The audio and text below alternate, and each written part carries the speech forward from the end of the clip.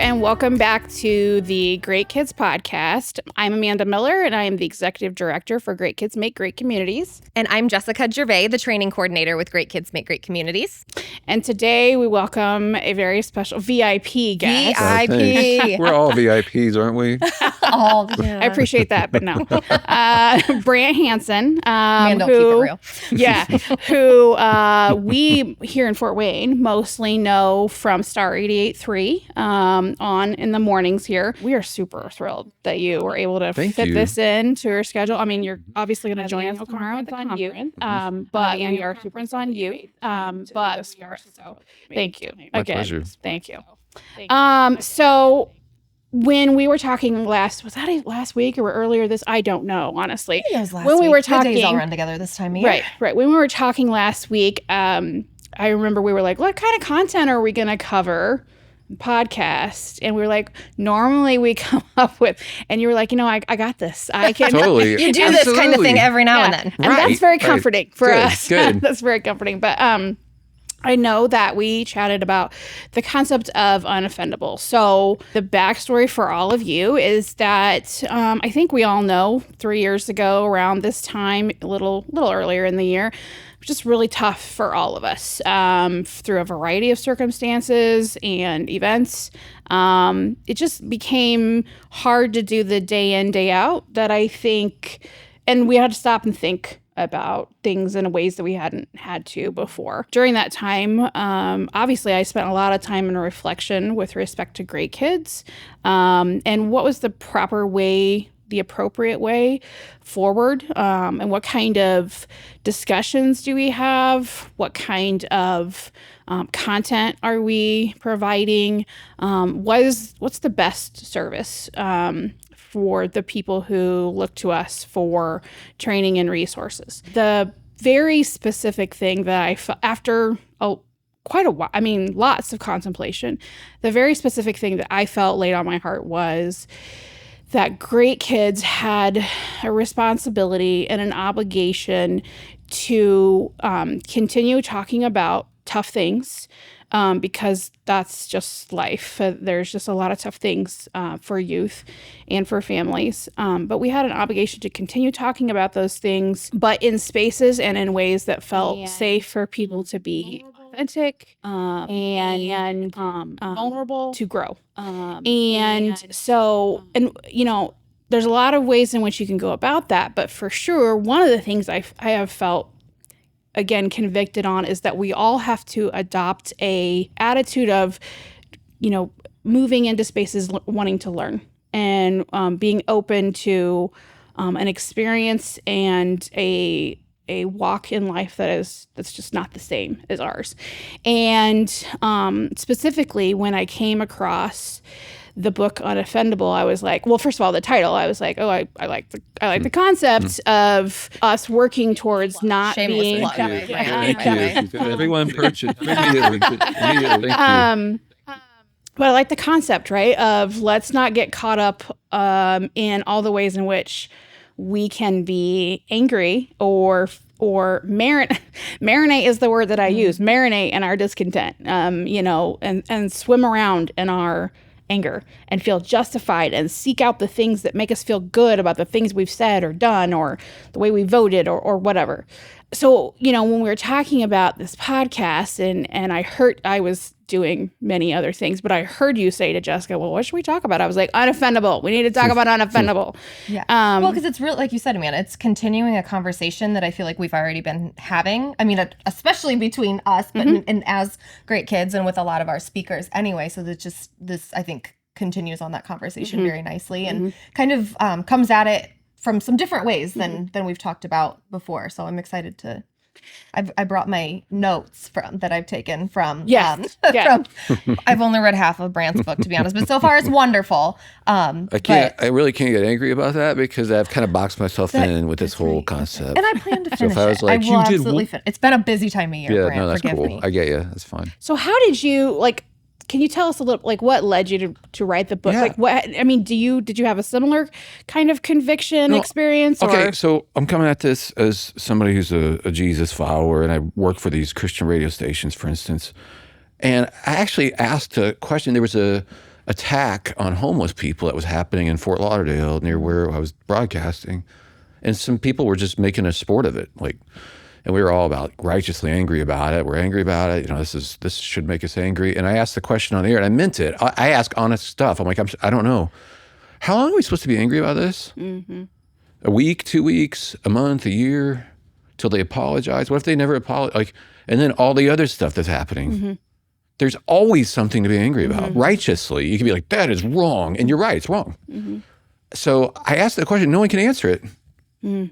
Nobody, not from a biblical perspective, not one person. Like, how long are you supposed to be angry about stuff? I guess forever. Mm-hmm. But if you actually look in the Bible, if you're going to use that as an authority, and I do, but it's like, there's nothing in the Bible about righteous anger for humans. And I think that's a misconception. Totally, because you grow up, I did too. I thought there's righteous anger, and that's the good anger, and then there's the bad anger, and we shouldn't get angry about our dumb, but we always think our anger is righteous. Right, because it's ours. It's ours, and we're right. And we're right. Yeah. And there's plenty of stuff to be indignant about that's wrong. Mm-hmm. I mean, truly horrible, cruel, awful, unjust, like totally all over the world, all the time, not just in your own life. The actual biblical wisdom on it is that we do get angry. It's not a sin per se, but we're supposed to get rid of it before the sun goes down because it'll kill us. I mean, the Bible's very consistent on it. And what's fascinating is talking to like modern people who understand physiology. They'll say the same thing. It's a fight or flight response. Mm-hmm. Animals get the fight or flight response too, right? But it's supposed to end in like 30 seconds. Mm-hmm. Like a zebra. Robert Sapolsky writes about this at Stanford. He's a primate neuroendocrinologist, but he talks about why zebras don't get ulcers is the name of his book. Huh. And it's talking about all the animal kingdom. That response is supposed to last 30 seconds just to equip you to get away from the lion. Just for survival. Right. That's it. Right. Or it's over. Mm-hmm. Either way, it's over, like really quick. So humans are the only... we're not meant to live in a state of... Bingo. Right. We're the only creatures on the planet who do that. Who hold a grudge and... Yes. Yeah. Or... when it comes to like related to that for fight or flight anxiety, we can imagine threats that haven't even happened. Yeah, we like can. a champ. Yes. Yeah. So that's next week, next month, what somebody could say, might have said, what they thought, this is coming down. I hate like imagining arguments that haven't even occurred, but you can go through it in your mind. We're the only creatures that can do it. The physiology of that is so destructive. He was saying it even affects your skin over time. Mm-hmm. It affects your weight, it affects your heart, your blood pressure, like your all of your endocrine system, your insulin, like all of it. So the amazing thing is how wise this biblical wisdom actually is. Mm-hmm. So the question is, and this is the hot button, because everybody knows we have an epidemic of anger in our culture. What do you do about it? Right. And if you read the Washington Post or articles in the New York Times, it's the same stuff. It's take a deep breath, maybe go for a walk, listen to some music, do some yoga, and those really don't fix it. And a lot of times those are reactions. They're certainly not being proactive. So it doesn't get to the heart of it. Right. In fact, you might end up marinating more. Right. So I think Jesus is a genius. I think forgiveness is where it's at. And it turns out that we forgive people because it's good for us. I mean, we don't forgive people because they deserve it, because they don't. But coming at it again from my perspective as a Jesus person, like, I forgive people because I didn't deserve it. Mm-hmm. That's why you do it. And it turns out it's the most healthy way to live. And what you start doing, and what I'm saying, long story short in this book, is every day you wake up and say, I'm not going to be shocked again by human behavior. Mm-hmm. I know humans are broken. I'm broken. I got it. Yeah. Getting upset in traffic is actually absurd, honestly, because it's like, I can't believe somebody just cut me off. Have you ever driven before? Because that's pretty common. Mm-hmm. Like this stuff, we're shocked by human nature all the time. Maybe stop being shocked. People are going to say the stuff they say. Your boss is going to say the stuff your boss says. Your spouse is going to do that thing. Your mom's going to say that thing. That's what they do. Mm-hmm. So forgive them in advance. Each day, I'm not going to be shocked. I'm going to forgive people in advance. And if it winds up, this is an incredibly healthy way to live. Secondly, and I spent a lot of time in the book on this, it just makes you a lot more fun to be around. Mm-hmm. Now you become the person who's not scandalized by anybody, and you can like them. Okay, so Brant, I wrote down, like I said, some of kind of my favorite talking points in Unoffendable, and I had written down a quote of yours that says, anger and action are two very different things, and confusing the two actually hurts our efforts to set things right. Right. That struck a chord with me. And I think this was in the chapter where it talks about, right, when there's injustice, right? Like when we see injustice in the world, injustice in our communities, aren't we supposed to be angry? And I was like, yeah, like my background is in social work, right? Like I'm very, yes, like social justice, human rights. And I've totally been there. I've found myself there where I'm like, how can, these people be discriminated against or, so marginalized or, talked down about. And I felt angry in there. But what you were saying is like, no, that's not actually the appropriate response, right? Well, like we don't have to be angry. It's understandable. It's very human.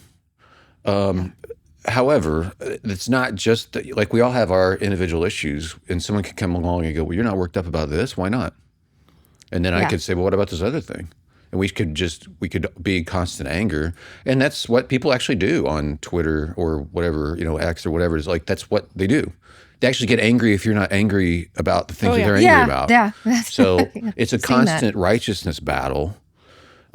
So what I say in the book is that the idea that you have to be angry to do something about injustice is false. Mm-hmm. In fact, you'll do better without the anger. You can address it without a clouded judgment. Mm-hmm. And I use some historical examples, Martin Luther King Jr. being probably the best example, because he believes what I'm saying, that we don't have a thing called righteous anger. He had to let go of the anger for the people who firebombed his house, tried to kill him and his kids. He said at the time, I can't be angry with them because of the gospel. So this is him coming from a Christian perspective. But he did address injustice brilliantly, tactically, like his letter from a Birmingham jail. It's not a screed of anger, but it's very direct. And it's so clear-minded and logical and piercing. It actually... Dietrich Bonhoeffer is another good example. But you can do things without anger and do it better. The classic example to me is if you think, well, I have to be angry to fight injustice. Is that true for police? You hope not. Mm-hmm. Hope not. Mm-hmm. In fact, I think police do a better job when they're not angry. Mm-hmm. And I think judges, they're charged with the justice system, fighting injustice. They do a better job when they're not angry. Mm-hmm. I'd like the people in the military to do their jobs not out of anger, but do the right thing. You do it. There's another motivation besides my righteous anger, and that could be actual love for people, where I want to defend the vulnerable. I also think too, there's something to be said too, if we are potentially the one who has stepped astray, do we want someone responding to that in anger? I don't. Or do we want a measured?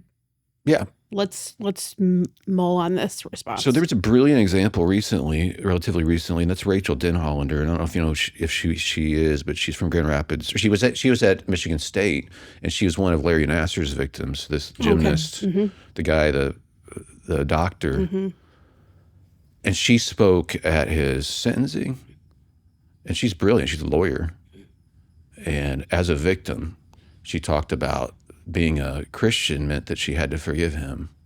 The law still has to do what the law does, and he needed to suffer those consequences for his actions. But in terms of her heart posture towards him, it's better for her if she forgives him, and she doesn't have a choice.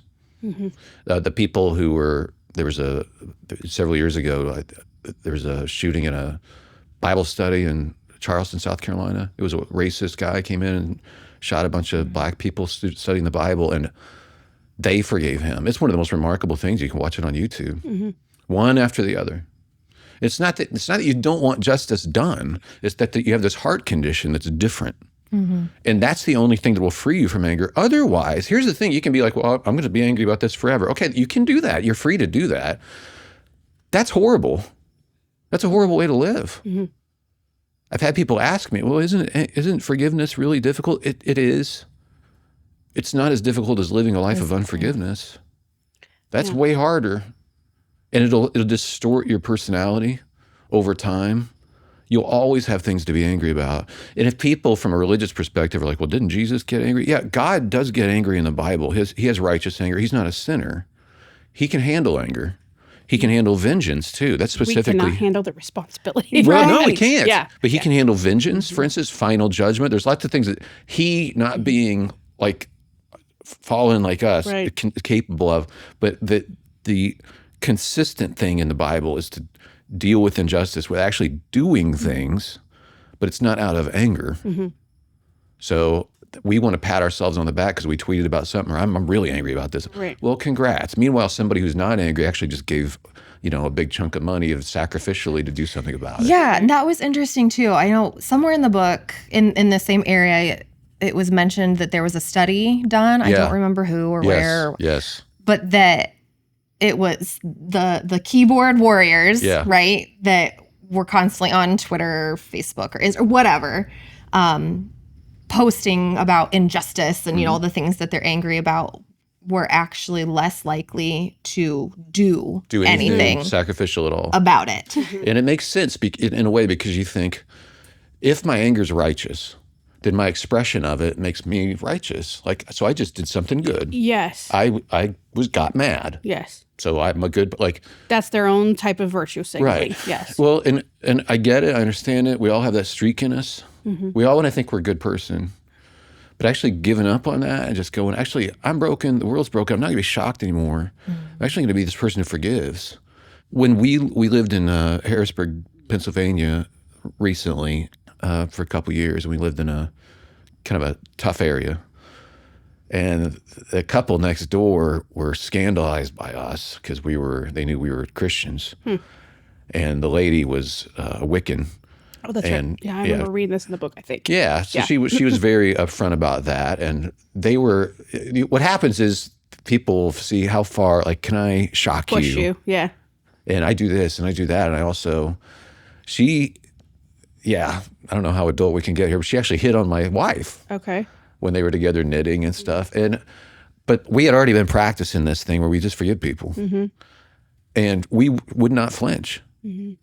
So they were totally against this whole point of view that we have, but they liked us because, doggone it, if we didn't like them, no matter what they threw at us, we wouldn't be scandalized. And we came out the door one time, and we were getting in the car to go eat, and this lady next door was out on the street, and she's crying. And my wife's like, hang on, and went and talked to her, and I was kind of watching through the rearview mirror, and they hugged after a while. And Carolyn got back in the car, and I'm like, what's going on? And she said, well, her boyfriend, he was an older gentleman, had a heart attack, so he was in the hospital, our neighbor. And Carolyn said, can I pray with you? She's like, please. And so she prayed with her. The point isn't about trying to convert her or anything. It was never like, well, I need you to see this my way. No. Yeah. No, but it was, we're not going to flinch. I know people are messed up. This should not be a shock, especially, again, with my worldview, looking at it from knowing how we're all broken. I should be unshockable, if not unoffendable. And there's something really compelling about somebody who can't be scandalized. I've seen it all. I've seen it all in my own heart. I've seen, I know. So whatever you throw at me, okay. Just yesterday, I was on social media. Somebody posted a meme of themselves basically saying, myself in my brokenness, I feel that I have helped more people than I ever did when I was pretending everything was fine. Oh, yeah. And I reshared it because that's one of the things I try to do is be warts and all, so that other people feel free to be the same and not adopt perfection or anything like that. Totally. Right. And so I feel like we also need to, if we're moving towards that space, we need to create an environment where people like you and your wife were convicted. We're just not going to be shocked by what's thrown at us, or at least we're not going to be more specifically scandalized. We may be a little whoa, but we're not going to be, run the other direction. And that's, a way in which if you want to affect change, instead of taking your anger and moving from a place of anger, consider if you can proactively work in your own heart Yeah. You don't think screaming at people will make them change? Not Yeah. effectively. Yeah. Not effectively. So, like, consider if you can, adopt a different attitude towards other people and this is, listen. This is not relativistic. This is not like, I don't believe in right and wrong. Anybody, whatever, like it's the opposite of that. Forgiveness means there's something wrong that I had to let go of. It is, it is difficult to forgive. It like we said, it's more difficult to live a life of unforgiveness. But the forgiveness thing actually gets easier over time because it becomes a practice. Yes. So I actually call traffic forgiveness practice. Like, Amen, it's a pretty because low. It's a low level, low leverage thing that you can do. and it's like the least common denominator. Like, Yeah. you can. I mean, the people who I know who I feel like are the really the best. Traffic brings out the worst in them for sure. Yeah. For sure. Okay, so that's a situation. It's not about you. They cut you off. It's not because they don't want you to get to They the did food not make a before they- willful decision to. Right. Yeah. It's their thing. So for you to say, in the moment, that person's your enemy because they're driving you crazy. But for you to go, okay, this coming from my perspective, again, trying to do the Jesus stuff. But he said, like, pray for your enemies and bless those who persecute you, whatever. In that moment, for me to say, Lord, let her have a great day, or him, and whatever's going on with their family, just pray that you bless their. So that's like a 5-second thing. But I am now released completely from any ill will. I'm fine, Right. and it's an amazingly great way to live because now you're not clouded with all this garbage all the time. Yeah. That person does not have power over me after I do that. I remember saying to someone years ago that I was trying to make sure I'm doing the right thing, not the deserved thing, not this is what they have coming, this is what they deserve. I'm trying to live in a way that when I atone for my actions, I'm square, so to speak. And so, not that I ever will be, but keeping your side of the street clean is a phrase that I've heard. And part of that, I think, is our obligation to let go of that. And you're absolutely right. It does get easier to forgive. Yeah. I feel like as you literally as a muscle you have to work out. It's a way of life, but it's a great way of life. It's brilliant. And again, all these different physiological things that are released. You feel better. It's interesting to me too, because people ask this question. I think it's totally fair. They're thinking that maybe this means no boundaries. Like, what? So if I'm in an abusive relationship, do I have to stay in that relationship? No, not at all. No, but you can get out of that relationship. If you don't forgive them, you are staying in relationship with them in your head for the rest of your life. So forgiveness is actually freedom from that abuser over time. And I'm not saying it's easy. I get it, but it's worth it. And it is a better way to live. It's just so shockingly different than the way the whole culture works. But Well, I hey, think the culture some doesn't work very people well. confuse forgiveness or even like just the practice of extending grace with acceptance. I mean, I Yeah. feel like we've come up against that a decent amount of times in the past few years, just with different topics, that have come up. And one thing Amanda and I always talk about is you don't have to agree with or accept or believe in or rubber stamp. Right. What someone's doing. rubber stamp, the same thing, to be able to still offer them grace and offer them love. Totally, right. But I think that for a lot of people, and I'm sure myself, like I'll lump myself in there. I'm sure I try to be conscious of it. I'm sure I've been guilty of it, of where I think, well, if I show them love or grace or forgiveness or whatever it is I need to extend to them, then that's the same thing as saying, thumbs up. I think whatever choice you're making or what you're doing is okay. And it's not. It's so not. I mean, again, as a Christian believer, like Jesus is on the cross saying, forgive them, they don't know what they're doing. He's not acting like it didn't matter. Like, well, I guess it doesn't. No, that's whatever they want is fine. That's not, but he's still creating a space for them. Now, it may happen in a culture like ours where they grill you long enough to find something that they're offended by in your belief system and then they leave. Yeah. That's on them. Yeah. And God bless you as you go. And I'm sorry that I was offensive to you, but it's not actually, I was still loving them. And that's all I can do. That's all I can do. And if they are awful towards me, well, then it's an opportunity for me to do this forgiveness thing. I also appreciated what you said earlier with respect to even if you're not coming at this from a Christian perspective and feel convicted to forgive as we've been forgiven. Physiologically Yes, and it's biologically, still a brilliant way to live. just Yep. what we carry Yep. when we carry anger or resentment or any of the synonyms for Right. letting go of that. And in the book, it talks about anger and rest, right? And that they're always at odds, that you Yes. can't have. Yeah. Or gratitude. No wonder we're all so exhausted. You can't all be the time. you can't be grateful Yeah. and angry at the same time. Yeah. I mean, do you really want to go through life ungrateful and angry all the time? You're affording power to the people who are driving you crazy. And there's always going to be somebody. If it's not that politician, it's going to be that one. If it's not that news network, it'll be that one. If it's not like, there's never going to end until you hit the grave. Like, is that really how you want to, this tactically? And I've talked with lots of groups that aren't coming from a religious background at all, but they see the value in this. They just have not been presented with the alternative before. Because literally, like we go through that list about how to deal with anger, forgiveness is like, hello. You might want to try it. And again, I just think for your own relationships, because your anger can torpedo a marriage, can torpedo relationships, and it's anger that's unrelated towards that person, but it just still destroys those relationships. You don't want that. Yeah. Going back to, so I'm wondering if we can talk a little bit more about, we had mentioned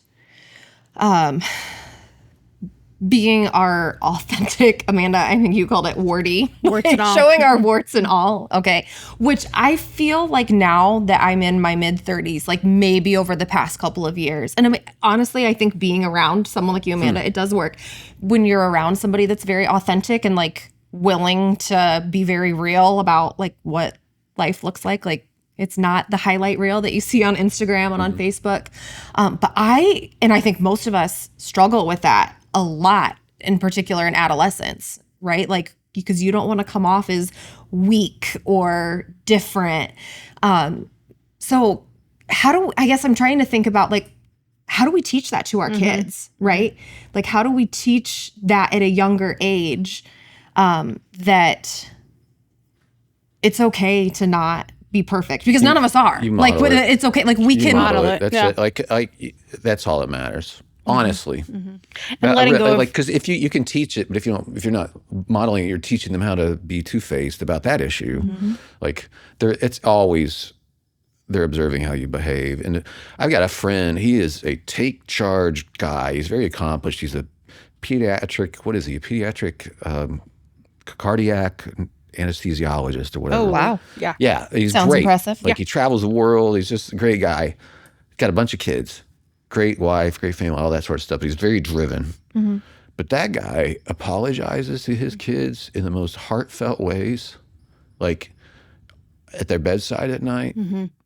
Yeah. And I think Dad- that's a huge part of it too. And we talk about that a lot when we talk about developmental assets throughout the community. We go into a lot of agencies and organizations and talk about like these experiences and these opportunities that kids need to grow into confident, capable, contributing adults later. And that's something that comes up a lot is how do we model integrity and honesty and Empathy. trust, empathy. And again, though, and I think that's such a shift though for a lot of us is like for us growing up, it wasn't the norm for No. our teachers or our parents to go, Apologize. you know what, I messed up. That was my mistake. Like it was, I'm the mom because I said so, that's why, right? And I quote.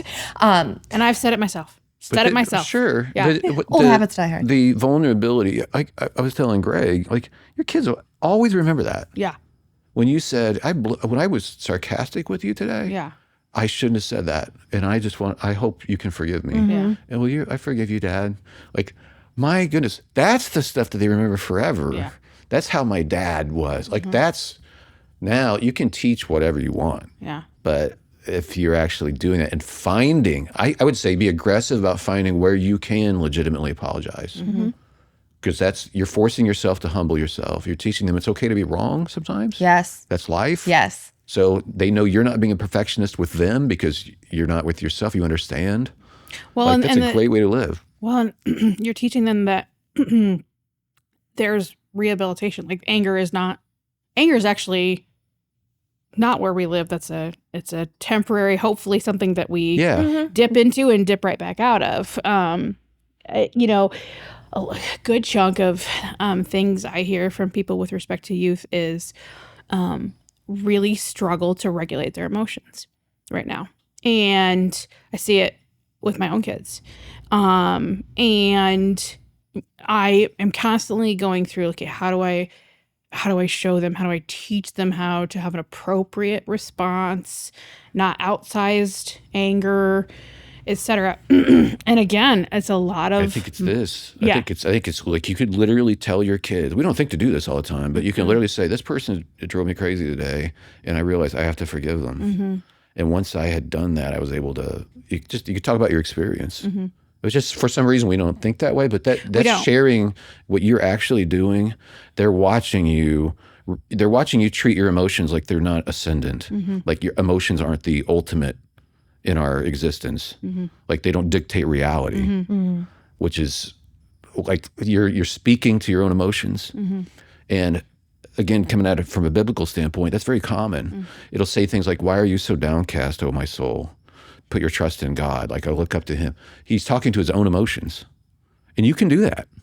You can say, I have to do this all the time. I always struggle with feeling like I'm a failure. And that's stupid, right? But I do. And then I have to go, no, that's not true. I want to think about what's true. So when you're teaching your kids that is quite a benefit. Your emotions aren't reality. yes, They're feelings important. are not reality, but They're important, but they're not reality. And they you can inform us. Yes, you can speak to yourself and say, that's how I feel, but you know what? That's how I always feel, and it's just dumb sometimes. So Doesn't make it factual. right, and that's very freeing. I think as you practice that, and even talk openly with your kids about how you do it, you're not judging them, you're not lecturing them, you're like sharing something vulnerable, and you keep it short. Like that's very memorable. Yeah, as much as I try to, it's interesting because as we're talking, I'm thinking I do a pretty good job of being warts and all Amanda with other adults, but I'm not great at it with the kids. There feels like this unspoken pressure to have my A game. All the time, and or not admit if I've slipped into B, C, or D game. The cool thing about this is even your kids are younger than mine because mine are out of the house, and but even now, if I changed in some way, I was thinking I could literally start today different, and they would all remember. You can. There's the force of how I've always been. Like, well, I've always done it this way. Who cares? Your kids will remember when you said, you know what, I decided I'm going to start doing. I need to be better about forgiving people. Why not say that? Or asking for forgiveness. Yeah. Yes, both. So, well, and like you said, even being on your A game, like I feel like I've noticed that with my kids as they start to get a little bit older. My son in particular is very hard on himself, like sets his which is good in some ways, right? Like that he has high expectations. I wish he did in terms of like where his socks land every time he walks in the house, or but like when it comes to there's no end in sight. I can just tell you the sock game. I literally laid in my bed last night and I was like, this feels not like a sheet. Dirty socks. Dirty socks. They're everywhere socks. on the coffee table. I sent Ben a text. My husband in the basement, sent him a text. I'm like, I just laid down with your daughter's dirty socks on my pillow. Good to know it's not. It's a good thing not she's just our house. asleep because I kind of wanted to scream for her to get down there, and yeah. Yes. But when it comes to like, he'll bring home a paper from school, right? Or something. We just literally had this conversation the other week about how I failed this. oh man. This test. And he's really upset about it. And so I email his teacher and I'm like, hey, it's a time test. Because something I'm constantly telling him, slow down. You're always moving so fast. And we talked about that before we even started. Say we're like slow. Yes. Slow. Yeah. We mess up too, right? When we get anxious. Right. Now, but it is a timed test. And this is what Mom, there's a certain amount of time I have to get it done. And I'm thinking, well, isn't it better to get less done and get them right than to speed through? Because like this isn't working either. You're answering them all. You're just not answering them correctly. Well, I talked to his teacher and they get multiple times. She said, this is literally the first time. Each kid in the class kind of gets to move at their own pace with these division problems. She was like, he's already like 2 spaces ahead from most of the kids in the class. Like he's not failing, he's doing fine. So I had to sit down and have a conversation with him because I'm like, no, wait a minute. The story you just told me, or like your perception of the situation seems very different. And I remember then though thinking, I'm like, I wonder how often I model that to my kids. Like when I don't get things, if I'm being honest with myself, I can be somewhat of a perfectionist. Amanda tries to help me let go of that a little bit. Good. That's good to address that. And so I do. And now some of it has come out of necessity. I've got 4 kids now. So like nothing is ever perfect anymore. And, I've had to lower those expectations a little bit. But I do now try to be more mindful of how I respond to myself in those situations. Like, and you see this at work, right? Like when I make a mistake and I'm like, gosh, dang it, Jessica, that was so stupid, right? And I'm sure I say those kinds of things at home too, and my kids pick up on that. And that's not the message though, that I want to be sending to them or to anybody else. You know what's funny about that? Like this book we were talking about, Unoffendable. So that's the first book I wrote, and they did a new edition recently. But I wasn't a published author. I always wanted to write a book though, but I'm a perfectionist in that way. I always thought I could be like Tolkien or something. like I have these grand ideas about what I can do, and I'm not told I can't. The truth is I can't. But I read a book by Seth Godin called Lynchpin. It's brilliant. He said, this guy's written all these books and sold millions of copies, but he's like, I know I'm not a very good writer, but you know what I do? I get it done. I don't try to write the perfect thing. I write something mediocre, but at least I hit send. At least I post it. At least I finish it and I send it. Like allow yourself to be mediocre and just get it done. So I literally went to a coffee shop and I didn't even know what the topic was going to be. And I was like, I'm not getting out of this chair. I'm not getting another coffee. I'm not going to the bathroom until I write a really lousy chapter about something. I'm not kidding. Like it's going to be lousy, but I'm going to finish it. And I did. And then I did it the next week.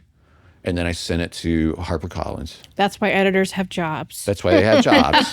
But imagine the shock to me. I was like, I'm just going to get it done, and it's going to be lousy. And it wasn't mediocre, but it's this book. And they were like, hey, we like this. There's something here. Yeah, they're like, do you have the rest of the outline? I'm like, sure, I can do that. Yeah, get right on that. So, but like literally it was freeing myself to stop being a perfectionist, quit doing, because I'm like a lot like your son, it sounds like. I was catastrophizing everything.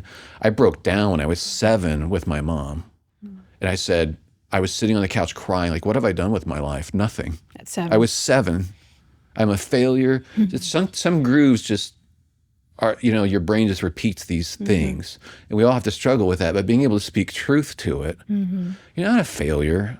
That's not true. I want you to speak truth to yourself. You haven't failed anything. Everything's fine. Why are you so downcast? You can say that to yourself. You don't have to be. Or when you do, that's something I also continually to try to remind my kids too, is that if you don't do something right the first time, or you're not great at it, or you don't, it's a learning experience. Yeah. And I try to tell them that's not the expectation. Don't have that expectation because it's not realistic. Like throughout so many things in life, you are going to need to quote unquote fail to be able to learn how to do it well or to do it better or the way, get the result that you want. Like this is all just part of the learning process. And as a parent, I try to be really clear with the kids. I think it got through. I really don't care. I know this is scandalous in this culture.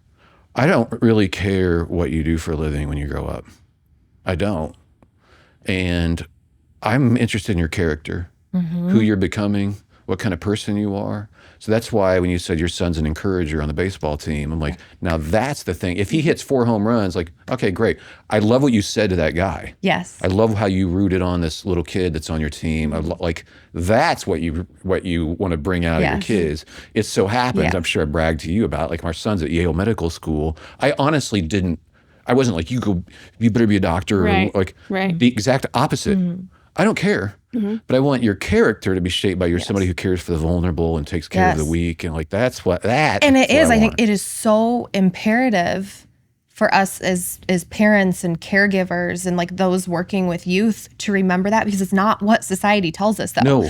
Society tells us, again, we just like you said, my husband and I mean, our grandparents come and we'll tell them that. We're like, Eddie, we love watching you in the dugout, cheering on your team. He's got all these songs that he sings to them. And he'll respond with, I got out on that run. Like that's what he remembers because in his mind, Right. success is Yes. doing well in the game, and those other things come second. Where to we would sit here and go, no, Right. no. So the You've got culture is saying to kids in a billion ways, it's all about skill development.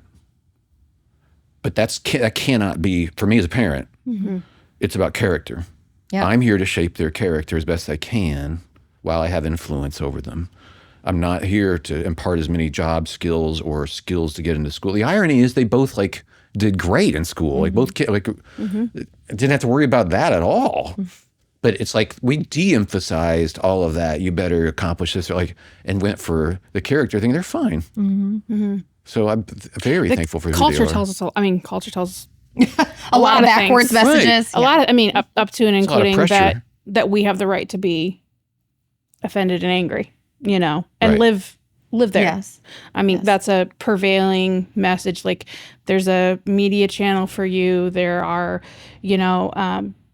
think tanks for you. There are personalities for you that will reinforce you in your anger, discontent, etc. Culture tells us a lot of those types of things.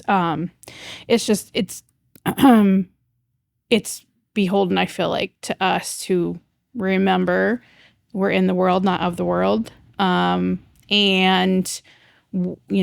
ultimately, what are we reflecting for these kids with respect to how we're conducting ourselves day in, day out?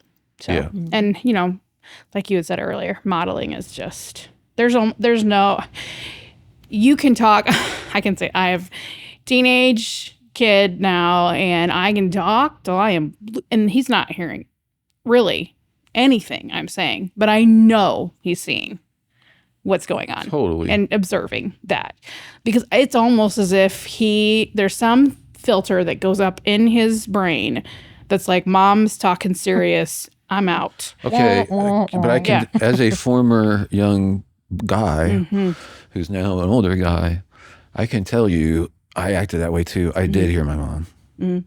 I did, especially, I mean, I remember lying on the bed. I was, again, doing my thing of like, I blew it or something. And my brother was a success at all the stuff I wanted. He was all of that. And she said stuff. I was looking the other way. She, not even making eye contact, looking the other direction. She said something about things that she admired about my character. And I remember it. And I was acting like I was totally ignoring it.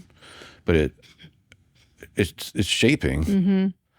It's hard when you don't get any reward in anything. When you're trying to love somebody who's unlovable, somebody who's hard to take, somebody doesn't give you any reward, to continue to just keep going. But you got to keep going. Like, Oh yeah.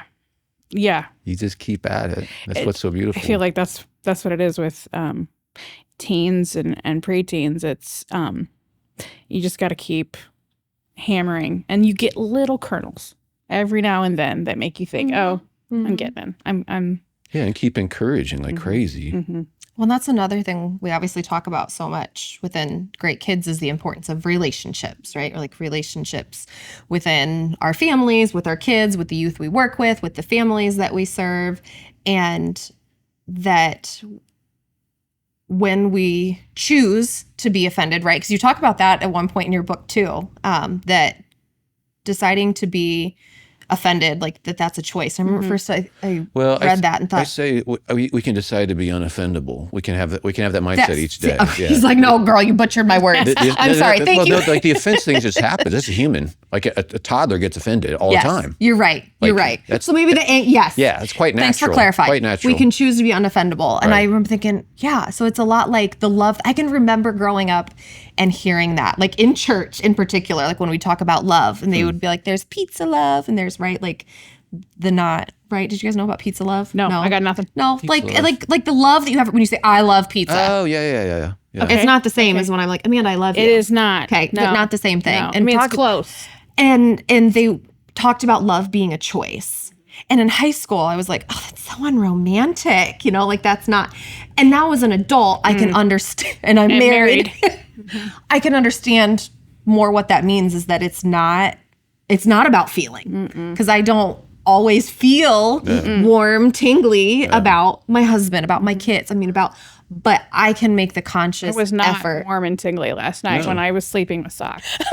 So that's in this kind of work. The fact that I just don't feel anything for these kids right now, like, and you're still serving them. I have a word for that. Hero. That's my word for that. That's called love. Because you're not getting any kind of reward from this emotionally, and you're still serving. That must mean it's about them. It's one of the things that Judge Pratt often says is that your youth work is very much something where you are planting seeds for trees that Bingo. you'll never see the shade of. That is a fact. I'm going to talk about that at the thing tomorrow. Yeah. That's a big part of it. Like you don't, but if you keep at it, that's heroic. And it's that kind of faithfulness is way better than success from somebody who, achieves Some arbitrary this thing. measure of success. And then that's just, there's so much poetry in that of serving people and then trusting that that's going to yield some fruit maybe down the line that you don't ever see. Right. You might see it, and I am going to tell this story. And I think it's great if you do, but not always. Yeah, I'll tell this story tomorrow, but dramatically, like one kid, I can't remember if I told you this on Zoom. I bet I did. That's okay. You can tell us. Okay. You can. Well, so anyway, I was working with kids at my church, and there's one kid that was very frustrating to me. He did not have a sense of humor that I liked, so I just didn't click with him. I clicked with some of the other guys, and he was more of an athlete without a sense of humor and kind of a bad influence on some of the girls and stuff, and just kind of drove me crazy. So I didn't really hang out with him. I felt a little guilty about that, but, what can you do? And I got an email from him full 10 years later out of nowhere, this. and he said... And I was surprised to see his name on the email. Like, oh my gosh, what's he emailing me for? Like, barely had a relationship with this kid. Yeah. He's like, you probably don't realize what an influence he had on me. And so I'm married now. We just had our son. We just named him after you.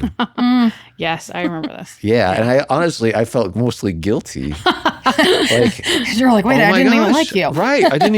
I know I wasn't You as drove good, me but nuts. still. Yeah. But still. And you rarely get those emails. And that's a dramatic example, but it's like, that stuff, you remember as a kid when an adult said something. I remember my math teacher saying something to me nicely. She smiled and said I was funny. I still remember that So do vividly. you, but in an opposite way, don't you? Yeah, your math teacher. Trauma. Yeah. No, you're right though. And it's often it's those kids. It's not always the kids that you're like, man, we No, it's connected. not. Man, we were simpatico. Yeah, It's just not. it's not. And that's so cool to hear too, because the ones that are so frustrating and there's kind of liminal, there's kind of out. You had no idea. Yeah. And they're every bit as important as the kids that are easy to love, right? Yeah. But you have to have somebody remind you that every now and then. And then how beautiful that is. Right. And even if it's a mess, if it is a mess, it should be a mess because it's humans. Right. It is going to be a mess. We're messy. We are. And rarely are our stories, when we tell stories about kids, it's always like, and then it ended this way, and it's a great story. Everybody tells those stories, but then there's stuff that happens after that. But we rarely continue. But most our personal stories we know are not resolved quite like that. And they're kind of messy. Well, that's okay.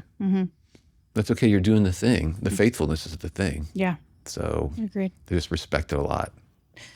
Well, I think we're at the end of our time. We're probably way End of our past time. our time. We've been talking for an hour. Sorry. I think it's hilarious that when we first started this podcast journey, Jessica and I we were talking, gosh, can we get to 10 minutes? 10 minutes. We've blown past 10 minutes so many times. To be fair, I knew with Brant there was no way. Yeah, Right. That's why when I even said 20 kind of minutes, a I big can't wait topic. for her Noah to tell us how Right. long this is because Right. I was like, I have a feeling this one's going to be a little longer. But So with that, we're going to put a period We'll on, wrap it up. on this conversation. And thank you again for joining us. And also thanks to Follinger Foundation, who is the primary sponsor of Great Kids, as well as the Lutheran Foundation, who sponsors our mental health training series and this podcast. Thanks so much for joining us. catch you next time.